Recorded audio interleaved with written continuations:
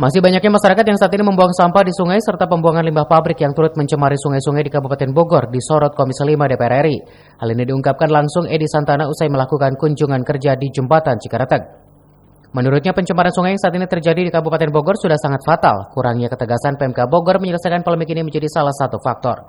Edi juga meminta PMK Bogor harus lebih berani memberikan kebijakan-kebijakan penting terkait isu lingkungan, serta meminta warga Bogor sadar akan pentingnya mendisiplinkan diri membuang sampah tidak ke aliran sungai.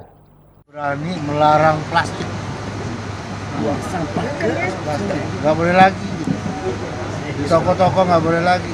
Bogor kan sudah. Nah, ini yang datangnya dari kabupaten plastik. Sampai saat ini Bapak melihat gimana Pak Kabupaten Bogor sendiri? Sampai saat ini Aturan. Nah, kemudian disosialisasi kan nggak boleh buang sampah sembarangan di sungai gitu. ini mudah-mudahan sukses ya. Tapi pemerintah harus menyiapkan juga sarana-prasarana manajemen sampah.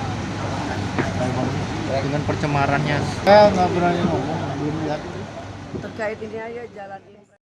Dari Kabupaten Bogor, Cevi Suryadi melaporkan.